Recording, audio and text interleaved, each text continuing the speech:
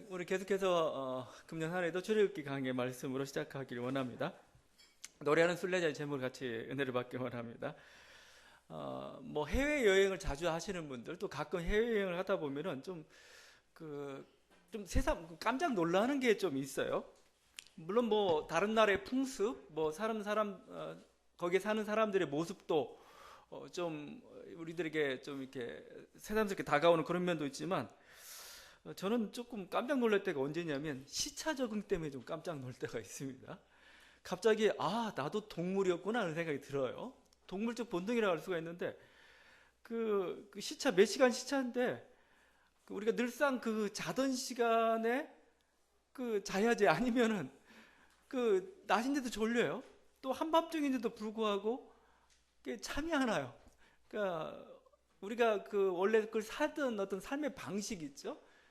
그게 내가 내 의지대로 되는 줄 알았더니 그게 아니었습니다. 아주 그냥 정말 한밤중에 눈이 초롱초롱 이렇게 천천히 잠이 싹 가시는데 참 무섭구나.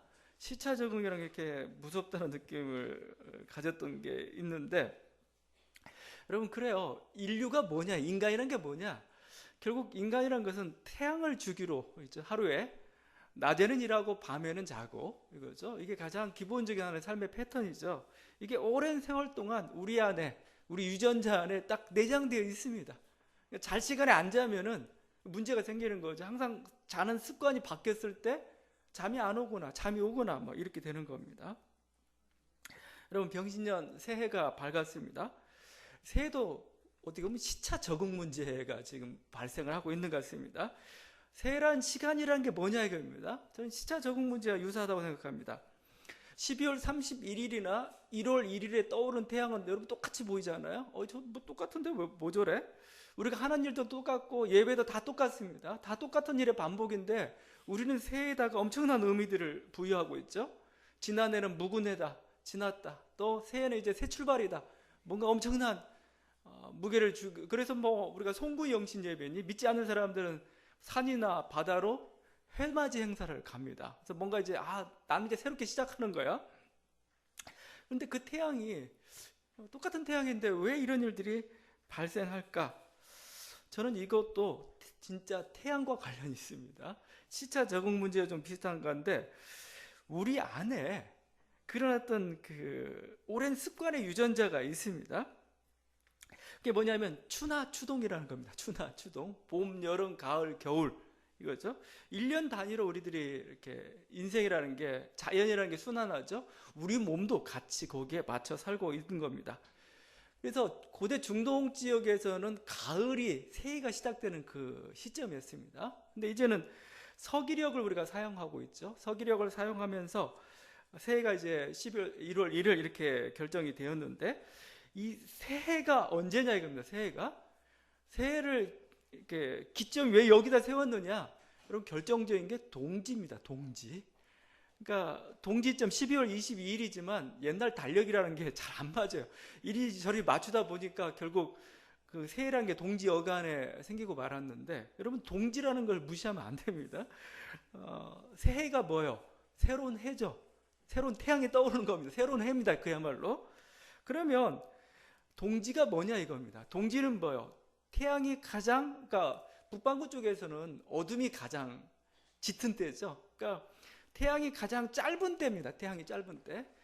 태양빛이 가장 짧은 때고, 이제 죽었던, 어떻게 보면 죽는 겁니다. 죽었던 태양이 다시 이제 새롭게 태어나가지고 이렇게 한 해가 시작되는 그런 의미를 가지고 있는 게 동지인데, 그게 바로 새해와 같이 연결되어 있다는 겁니다. 저는 자연적 그게 리듬이라고 생각합니다. 여러분, 같은 태양이 아니에요. 같은 태양이 아니고, 우리는 이제 가장 어둠의 극한 때를 이제 지나가지고 이제 새로운 태양을 맞으면서 새로운 한 해를 시작하는 겁니다. 그러니까 여러분, 우리가 새해가 정말 뭔가 내 인생에서 뭔가 새로운 한 해, 맞습니다. 이때 결심해야 되는 거고, 이때 묵은 건 버리고 또 새롭게 출발하겠다는 그런 어떤 각오들이 필요하고, 또 과거에 또 지난해에 어떤 여러 가지 안 좋은 것들이 있으면 다 날려버리고 하나님께서 새로운 인생을 나에게 출발케 하신다. 여러분, 그런 소망을 가질 수 있길 바랍니다. 그건 당연한 겁니다.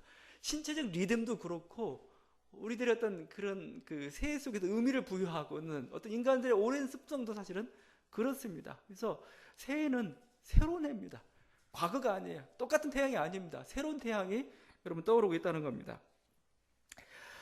이게 제가 태양 얘기를 했지만 인간이 저는 이렇게 리듬을 타면서 이렇게 생활한다는 거 그게 굉장히 중요합니다. 인간의 몸이라는 것은 1년 단위에 봄, 여름, 가을, 겨울에 그 리듬을 타면서 이렇게 생활하고 있는데 여러분 거기에 맞춰서 생활해야 돼요. 그래야 여러분 몸도 괜찮습니다. 여름철에는 자라야 되는 거고 가을철에는 열매를 맺어야 되는 거고 겨울철에는 뭐요? 좀 모든 걸 다 떨구고 좀 이제 안으로 다져야 될 그런 때잖아요. 거기에 여러분들 리듬을 맞춰서 사셔야 여러분 몸도 건강하고 마음도 건강하고 인생도 새롭게 출발할 수가 있는 겁니다. 겨울철에 내가 뭔가 무성하게 자라보겠다. 그 잘 안 맞는 겁니다. 자연에 맞춰 살아야 우리 몸도 편안하고 그렇습니다. 여러분 봄, 여름, 가을, 겨울것만 얘기했지만 우리 절기라는 게 그렇죠. 24절기라는 게 우수, 경칩, 단오, 나중에 추석 전부 뭐예요? 자연의 순환과 관련되어 있습니다. 이건 떠나야 어떤 농경사회의 그 모습들을 그대로 보여주고 있죠. 우리가 도시 생활한 지 얼마 안 됐습니다. 인류는 오랫동안 농경 생활을 했어요.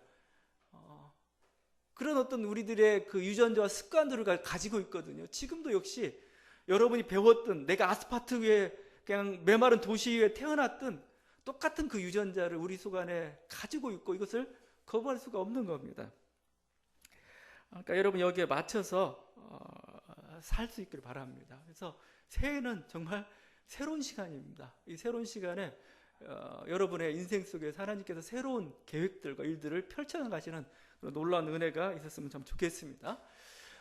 제가 이 얘기가 그냥 일상적인 우리가 경험이나 어떤 상식으로 이렇게 할 수 있는 그런 얘기냐? 그게 아니죠.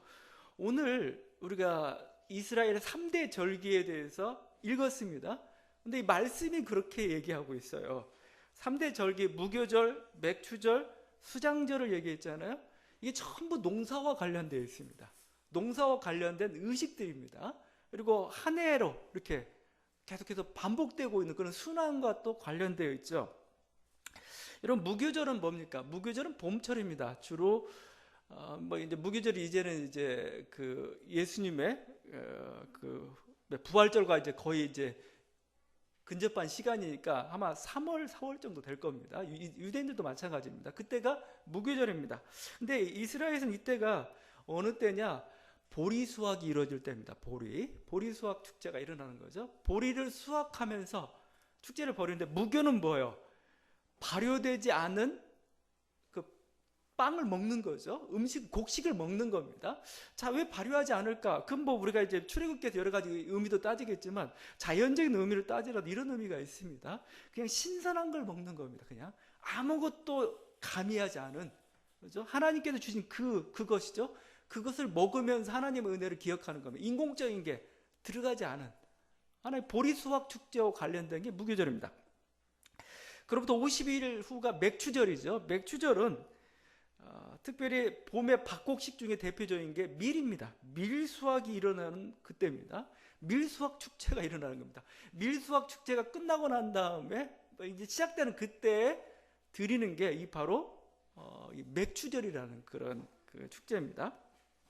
세 번째 축제가 수장절이죠. 수장절은 가을 축제입니다. 보통 이쪽은 여름철이 그 비가 안 와가지고 거의 거의 죽음의 날처럼 이렇게 우리가 겨울과 같은 게 여름입니다. 근데 가을이 되면서 이제 비도 오기도 하면서 이제 조금씩 이제 열매들이 맺혀져 가는데, 그래서 가을철에 수확 축제를 벌이는데 이때 보통 많이 수확하는 게 포도와 올리브 등 어떤 과일 농사입니다. 과일 농사를 다 끝내고 나서 이제 그 과일들을 이렇게 뭔가 곳간에 이렇게 들이면서 수장이죠. 드리는 게 바로 수장절, 세 번째 그 축제죠. 그러니까 이 뭐예요? 전부 농사는 또 자연의 순환과 관련되어 있죠. 그때마다 뭔가 이렇게 하나의 매듭이 지어지고 추수가 이루어질 때마다 축제를 벌였어요. 축제를 벌이라고 지금 하나님께 들어와서 하나님을 만나고 그래서 축제를 벌여 하나님 명령하시는 거잖아요. 그래서 이렇게 3번에 걸쳐서 이스라엘 백성들은 절기를 지켰던 겁니다. 이 절기 때 예루살렘 와서 이렇게 드려라 이렇게 말씀하고 있는 이유죠. 그러니까 성서 또한 우리가 인간이 자연의 순환에 맞춰서 살고 있음을 여러분 보여주고 있습니다. 그래서 적절한 때에 벌어진 그 하나님의 놀라우신 그 은혜에 대해서, 그래서 이 절기라는 결국 뭐냐, 하나님께 왜 절기를 명령하셨느냐, 다른 데 있지 않죠. 감사라는 겁니다. 감사. 너희가 이렇게 절기를 통해서 어떻게 보면 삶의 어떤 일련의 어떤 순환 단위 속에서 한 매듭매듭마다 하나님께서 베푸신 놀라운 은혜에 대해서 감사해라 이겁니다. 이건 너희가 너희 손으로 거저준 게 아니고 내가 축복으로서 너에게 준 열매다. 그러니까 신하에게, 하나님께 감사해라. 이게 바로 모든 절기가 가지고 있는 공통적인 하나의 목적이라 할 것입니다. 사실 이게 옛날 농사를 짓던 농경 사회에서는 굉장히 당연한 거였습니다. 농경 사회에서는 항상 기후나 자연 환경 변화에 굉장히 예민하죠. 이게 농사의 풍요를 결정하는 거죠. 그러니까 그들은 항상 하늘이 도와야 농사가 되는 겁니다. 이건 아주 당연하게 생각했던 그 시대였기 때문에 이런 어떤 자연적인 반응은 이렇게 자연스럽게 나왔던 것 같아요. 근데 현대인들은 그렇지 않죠. 현대인들은 도시에 살고 있죠. 이제 농사는 짓지 않고 여러 가지 어떤 산업이나 3차 산업, 기업 이런데 종사하고 있기 때문에 마치 이런 어떤 자연적 순환이나 자연적 어떤 은혜 이거에 대해서는 좀 멀어진 그런 환경 속에 살고 있기 때문에 참 감사하기 어려운 그 조건들이 있습니다. 그러나 여전히 하나님께서는 우리가 이 절기 신앙을 통해 가지고 이 모든 것들이 너희의 손으로 된 게 아니다 이겁니다. 내가 복을 줘야 너희가 그 은혜를 받는다. 세상 사람들은 운이라고 자꾸 얘기하면 우리는 운이라고 얘기하지 않죠. 하나님의 은혜라고 표현하죠. 하나님의 은혜 주셔야 내가 이 일에 열매가 있는 것이고 그런 거죠. 그 감사를 고백하라. 그런 의미가 있다고 오늘 그런 의미를 우리가 주고 있습니다. 말씀에서는 실제 그래요. 내가 어떤 재물을 얻었고 무엇을 얻었다고 그게 내 힘으로 된 거 아니죠. 왜냐하면 그게 보세요. 우리가 시장이라는 거 있죠. 시장이라는 것은 내가 만든 게 아닙니다. 근데 그 시장에서 나는 그 시장의 혜택을 보고 있는 겁니다. 그 중에 내가 뭔가 아이디어를 계획했는데 그게 잘 맞아 들어갔습니다. 수많은 아이디어들이 쏟아지고 수많은 사람들이 노력을 해도 되는 사람이 있고 안 되는 사람이 있어요. 자기 노력으로만 결정되는 게 아니라는 겁니다. 하나님께 주신 복이기 때문에, 하나님께 주신 운이기 때문에 그게 이루어진 것이죠. 그러니까 뭐죠? 우리는 내 힘으로 됐습니다. 내 손으로 됐습니다. 그건 교만인 거죠. 항상 하나님 제가 열심히 일했지만 하나님께 도와주지 않으셨다면 저는 이런 일을 이룰 수가 없었습니다. 하나님 이에 대해서 감사드립니다. 이게 바로 절기신앙을 통해 우리들에게 요구하고 있는 그런 거죠. 그러니까 어떻게 보면은 이렇게 모든 게 우리의 부요가 내 힘으로 된 게 아니다는 거죠. 그럴 뿐만 아니라 또 이런 감사를 표함으로써 또 뭐 하는 거죠? 더 많은 복을 받기를 원합니다. 그죠? 앞으로도 우리가 금년 한 해도 하나님 여러 가지 계획한 것들을 있고 있는데 하나님 도와주셔서 거기에 좀 좋은 열매들이 있기를 바랍니다. 이게 뭐예요? 감사라는 겁니다. 감사. 하나님 은혜에 감사하고 앞으로 베푸실 은혜에 대해서 우리들이 다시 한번 기대하면서 이러는 게 감사합니다. 여러분, 그래서 우리 한 해를 시작하면서 또 여러분의 인생 속에서 항상 감사할 수 있는 그런 은혜였기를 바랍니다. 감사는 마음으로만 해서는 또 안 되는 거죠. 그래서 15절에 빈손으로 내 앞에 나오지 말지니라 이렇게 말씀하고 있죠.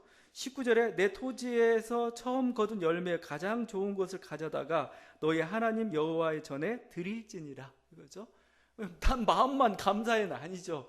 자기가 감사하면 감사한 것에 대한 자기의 어느 물질적인 응답, 내가 누구를 사랑해요. 사랑하면 사랑한 사람에 대한 뭔가 마음만이 아니고 행동이나 선물이 가야 될 거 아니겠습니까? 그게 진정한 감사죠. 그렇게 하라고 말씀하고 있습니다. 두 번째, 하나님께서 이렇게 절기를 주셔가지고 우리들에게 요구하는 게 감사에 더불어 하나가 더 뭐냐면은 즐기라는 겁니다. 즐겨라 좀 인생을. 축제입니다. 축제. 그러니까 생각하면 이스라엘 백성은 정말 한 해 세 번 축제가 일어나는 겁니다. 그러니까 축제 때마다 뭐예요? 예루살렘에 모여가지고 하나님께 예물 드리고 서로 음식을 이렇게 나눠 먹습니다. 오늘 말씀에 나와 있지 않지만 신명기서에서 너희가 무교절, 그 다음에 맥추절, 수장절 축제를 지키면서 이렇게 해라 이렇게 말씀합니다. 그 내용인데 신명기 16장 11절입니다. 너와 내 자녀와 노비와 내 성중에 거하는 레위인과 및 너희 중에 있는 객과 고아와 과부가 함께 내 하나님 여호와께서 그 이름을 두시려고 택하신 곳에서 내 하나님 여호와 앞에서 즐거워할지니라. 그러니까 이스라엘한 그 택하신 곳은 어디? 예루살렘이죠. 예루살렘에 와가지고 네가 하나님께 예물을 바치고 난 다음에 뭐 희생양을 바쳤으면 그 고기가 남고 막 그럴 거 아닙니까? 이런 고기들 뭐예요? 가난한 사람들, 거기 몰려 있는 사람과 함께 다 같이 모여가지고 먹으면서 축제를 벌이는 겁니다. 일주일 동안. 이게 또 계속 한번 읽어보겠습니다. 신명기 16장 15절인데 내 하나님 여호와께서 택하신 곳에서 너는 7일 동안 내 하나님 여호와 앞에서 절기를 지키고 내 하나님 여호와께서 내 모든 물산과 내 손을 댄 모든 일에 복 주실 것을 인하여 너는 온전히 즐거워할지니라. 하나님께서 복을 주셨고 앞으로도 복을 주실 것을 믿으면서 너는 그냥 먹고 즐겨라. 그래서 축제입니다. 하나님께서 절기를 명하신 것은 축제인 거죠. 그래서 여러분 시편 133편을 보게 되면은 이 축제의 모습이 잘 나타나 있습니다. 시편 133편에 이렇게 기록되어 있습니다. 그러니까 여러분 시편 133편 할 때 시편이 몇 개의 모음집이 있습니다. 근데 시편 119편이 하나님 말씀과 관련된 거라면 120편부터 134편은 거기에 표제가 뭐라고 붙어 있냐면 성전으로 올라가는 노래, 그러니까 성전에서 부르는 순례자의 노래, 이런 표현들이 이렇게 표제가 붙어 있습니다. 133편에 이렇게 노래를 하고 있습니다. 보라, 형제가 연합하여 동거하며 어찌 그리 선하고 아름다운고 머리에 있는 보배로운 기름이 수염 곧 아론의 수염에 흘러서 그의 옷깃까지 내림 같고 헐몬의 이슬이 시온의 산들의 내림 같도다. 거기서 여호와께서 복을 명하셨나니 곧 영생이로다. 형제가 연합하여 동거하며 얼마나 어찌 그리 선하고 아름다운 거 한데, 이 연합이라는 게 그냥 단순한 연합이 아니고, 여러분이 지금 예루살렘에 한판 벌어지는 축제를 생각해 보십시오. 지금 막 산지사방에서 모든 이스라엘 백성들이 막 모여가지고 거기서 축제를 벌이고 있습니다. 그 모습을 형제가 연합하여 동거함이라고 보고 있는 겁니다. 너무나 아름답다 이겁니다. 막 기름기가 잘잘 흐른다 이겁니다. 이게 지금 이렇게 표현하고, 이게 성전에서 지금 일어나고 있는 그 놀라운 일인 겁니다. 여러분도 여러분 인생에 좀 축제를 벌일 수 있길 바랍니다. 꼭 1년에 한 번이 아니고 지금 1년에 3번이라고 해요. 3번. 여러분 인생을, 그러니까 여러분 보면 매듭이라고 제가 얘기하고 있지만, 일에도 매듭 있잖아요. 뭔가 성과를 이루고, 그다음에 뭔가 일을 이루고, 뭔가 하여튼 그게 시기가 됐고, 이런 어떤 텀들이 있습니다. 여러분 그거 딱 끝나면 축제를 벌이죠. 축제를.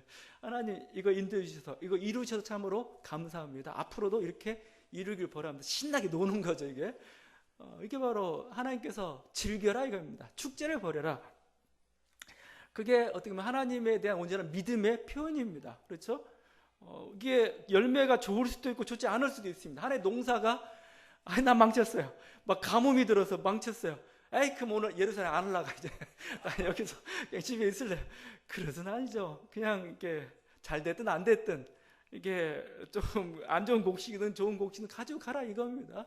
하나님께 감사하고, 또 그러면 하나님이 또 다음에 또 다른 더 풍성한 걸로 주실 수 있고, 또 다른 것을 하나님께서 또 주실 수도 있는 그것이죠. 그러니까 여러분이 여러분 인생 속에서 그렇게 매듭을 짓고 그 매듭의 때마다 하나님께 감사드리면서 즐겨라 이겁니다. 하나님께서 원하시는 게 이게 하나님의 뜻이다 저는 생각하고, 우리들이 그 주일에 모여서 이렇게 예배 끝나고 식사 교제를 하죠. 저는 굉장히 중요하다고 생각합니다. 먹는 게 중요한 겁니다. 즐거운 거죠. 하나의 그러니까 만찬이죠. 만찬 먹으면 너무 즐거운 겁니다. 이렇게 하나님께서 여러분 즐기라고 말씀하고 있습니다. 즐기는 게 정말 온전한 그게 찬양이죠. 그게 감사죠. 그게 온전한 정말 믿음의 표현인 겁니다. 이거 하나님께서 하신 거고 하나님께서 이루실 거라는 하나의 우리 신앙의 고백인 거죠.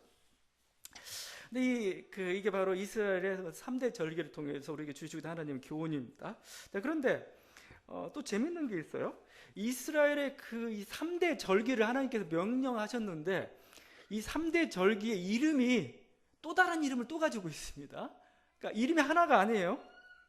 무교절이라고 되어 있죠. 무교절. 여러분 혼동될 때가 있습니다.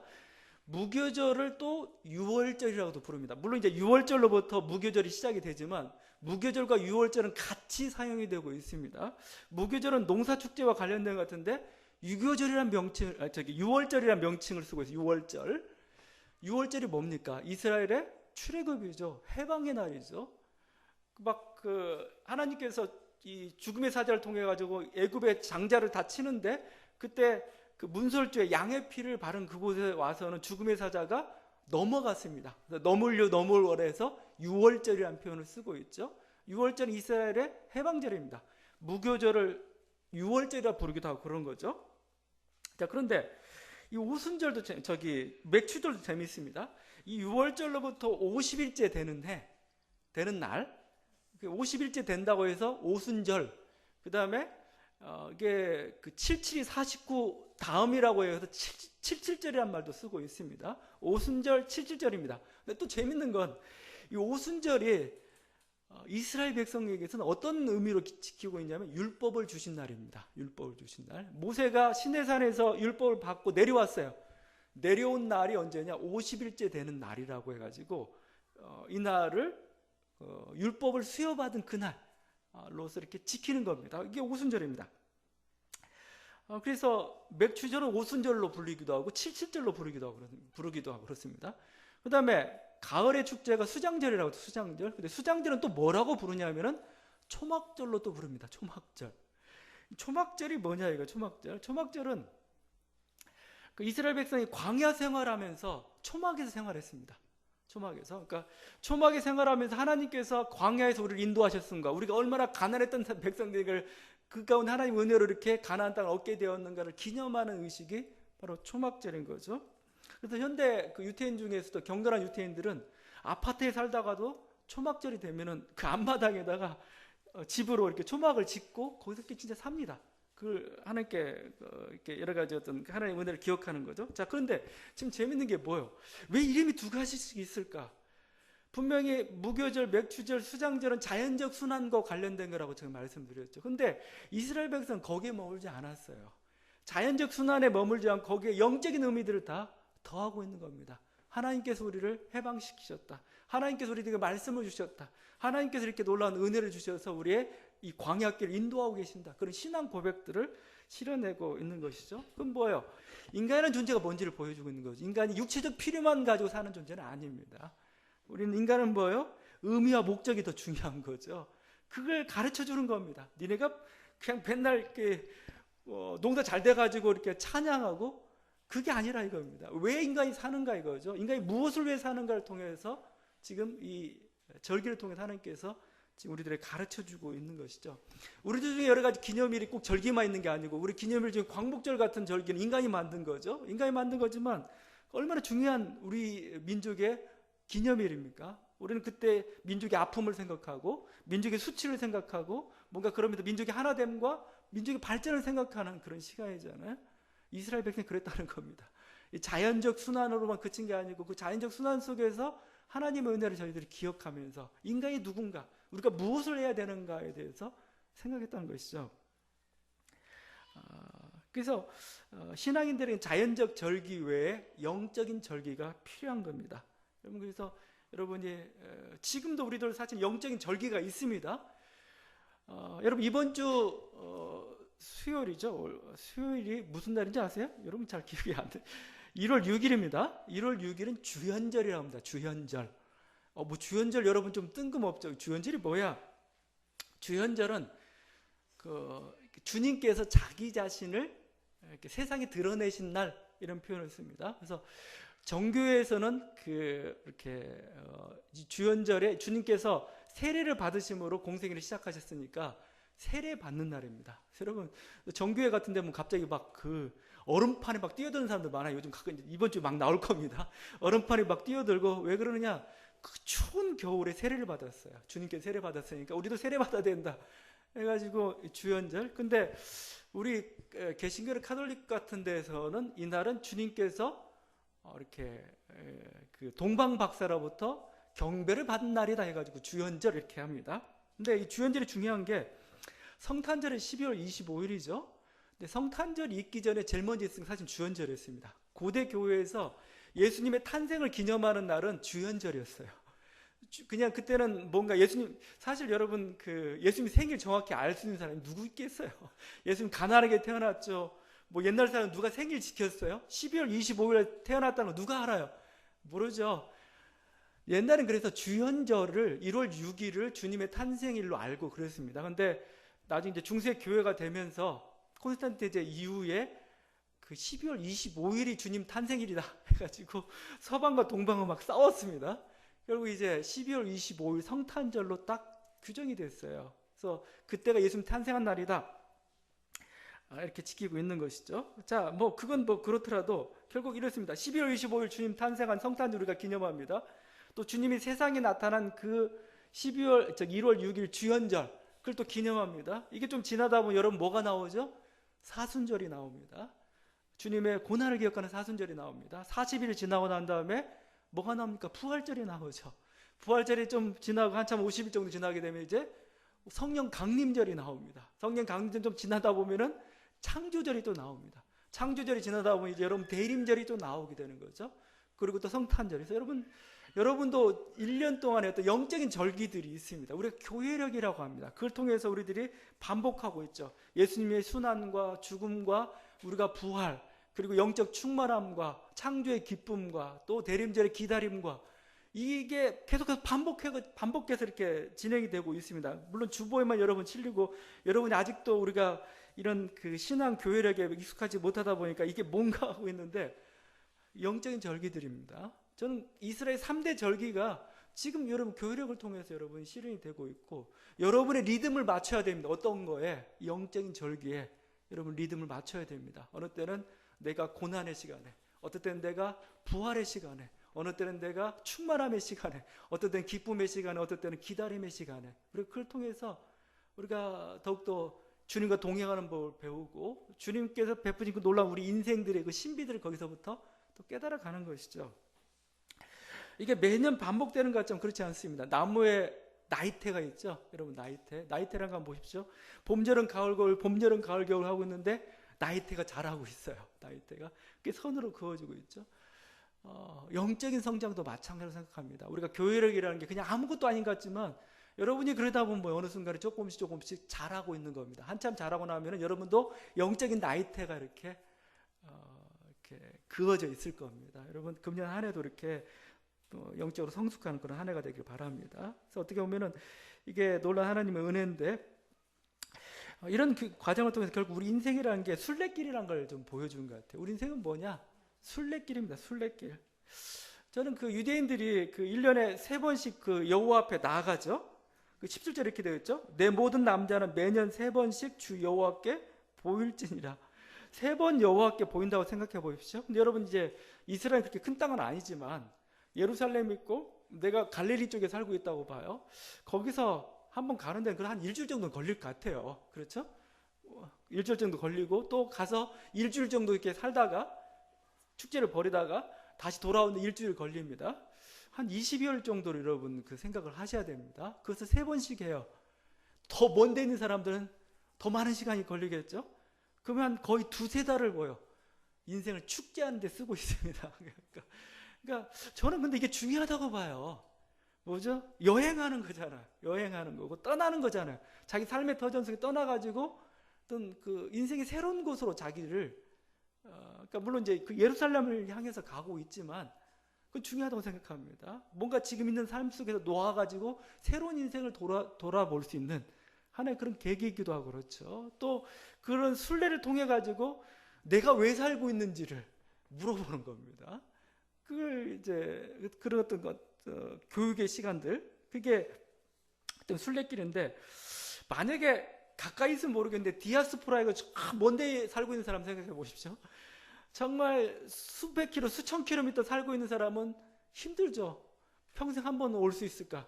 아니면 또 이렇게 또 자주 못 오는 그런 길입니다. 근데 너무 막 성전에 가고 싶은 겁니다. 성전에. 이런 순례자의 모습을 잘 표현하고 있는 시편이 시편 84편입니다. 이렇게 노래하고 있습니다. 만군의 여호와여 주의 장막이 어찌 그리 사랑스러운지요 내 영혼이 여호와의 궁정을 사모하여 쇠약하며 내 마음과 육체가 살아계신 하나님께 부르짖나이다. 나의 왕 나의 하나님 만군의 여호와여 주의 제단에서 참새도 제집을 얻고 제비도 새끼들 보금자리를 얻었나이다. 막 성전에 와가지고 주의 궁전을 보니까 주의 성을 보니까 거기에 참새가 제비가 자기 둥지를 틀고 있는 모습 너무 부러운 거야. 너무 그렇게 성전을 가고 싶어가지고 왔는데 또 다시 돌아가야 됩니다. 너무 섭섭하고 막 그런데 갑자기 참새와 제비를 보니까 쟤들은 저기 살고 있는 거예요. 야 나도 참새와 제비가 저기 살았으면 얼마나 좋을까. 그들이 성전을 향하는 길이 쉽지가 않죠. 그 84편 5절과 7절 이렇게 노래합니다. 주께 힘을 얻고 그 마음에 시온의 대로가 있는 자는 복이 있도다. 그들이 눈물 골짜기를 지나갈 때 그곳에 많은 샘이 있을 것이며 이른비가 복을 채워 주나이다. 그들은 힘을 얻고 더 나아가 시온에서 하나님 앞에 각기 나타나리이다. 막 가는데 높은 산도 험한 골짜기도 있고 막 그렇습니다. 광야도 지나야 되고 막 그렇습니다. 얼마나 힘들어요. 힘들어 죽겠어요. 그래서 고단하고 눈물 골짜기라는 표현을 쓰고 있습니다. 그런데도 고단하지가 않아요. 왜냐하면 마음은 시온을 향하고 있습니다. 마음은 성전을 향하고 있는 거죠. 곧 올 거야. 곧 저기만 넘으면 갈 거야. 막 이러죠. 그래서 시온의 대로입니다. 시온의 대로. 이 대로가 진짜 대로냐? 대로면 편하게 가죠. 편하게 간 게 아니고 뭐 이렇게 마음속의 대로입니다. 마음속에. 마음은 뭐예요? 시온만 곧장 향하고 있는 거죠. 여러분 그것도 교회 올 때 좀 어렵게 오는 것도 좋은 방법입니다. 너무 쉽게 코앞에서 오면 즐거움을 몰라요. 근데 산 넘고 물 넘고 1시간 2시간 걸려서 오게 되면 아이고 왔다 가려면 또 갑자기 아이고 또 가야 돼. 그죠? 이게 그런 거죠. 그러니까 이게 그 마음을 표현하고 있습니다. 그러니까 하여튼 이렇게 힘을 내가 성전에 딱 왔습니다. 그들의 이 고백을 한번 들어보십시오. 주의 궁전에서의 한 달이 다른 곳에서 1000달보다 나은즉 악인의 장막에 사는 것보다 내 하나님 성전 문지기로 있는 것이 좋사오니. 이게 바로 신앙 고백이고 삶의 가치입니다. 삶의 가치. 내가 악인의 궁전에서 악인의 장막에서 1000날을 살든 1000년을 살든 나는 그거 기쁘지 않다 이거죠. 오직 성전에서 뭐지 하나님과 함께하는 이거 주의 전에서 정말 성전 문지기를지라도 내 일이 비록 초라할지라도 나는 하나님과 하는 이것이 더 기쁘다, 더 만족스럽다. 여러분 주님은 우리들에게 절기를 통해 이걸 가르쳐주고 싶은 겁니다. 순례자의 삶을 통해 너 왜 사냐 이거예요. 너 뭘 만족하며 살고 있냐 이겁니다. 진정한 만족이 어디가 있는가? 주님과 함께하는 그것, 주님의 성전을 가는 그것, 주님의 성전에 머무는 그것이 진정한 너에게 만족이 있다는 걸 가르쳐주는 거죠. 네가 악인의 집에서 아주 화려한 생활을 할지라도 그렇지 않다고. 내가 주님의 말씀을 지키면서 내가 가난하게 살지라도 힘들게 살지라도 의인의 길을 살아가는 것, 하나님 말씀을 주셔 살아가는 이게 나에게 진정한 즐거움입니다. 순례길을 통해 가지고 그것을 우리가 깨닫는 거고 이것이 바로 우리 인생임을 보여주고 있는 겁니다. 너 인생이 뭐냐 이거죠. 너가 무엇 때문에 사느냐 이거죠. 너가 언제 어떻게 할 때 참으로 만족이 있느냐를 보여주는 게 바로 오늘 주님께서 보여주는 이 절기를 통해서 순례자 인생이라고 저는 생각을 합니다. 그러면 우리 새해를 통해서 이제 다시 한번 이 한 해의 순례길을 시작했습니다. 여러분 이 길에서 주님과 동행함으로 정말 그곳에 감사와 즐거움이 넘치고 많은 열매들로 풍성을 가지를 바랍니다. 같이 기도하기를 바랍니다. 우리 기도할 때 특별히 금년 한 해 우리가 무엇보다 하나님께 감사로 좀 시작하기 원합니다. 하나님 감사합니다. 또 금년 한 해 동안 하나님께서 내 인생에 또 순례길을 시작했는데 이 순례길을 통해서 우리가 하나님과 동행하게 해주십시오. 그래서 하나님과 동행함으로 많은 복을 받게 해주시고 같이 기도를 하겠습니다.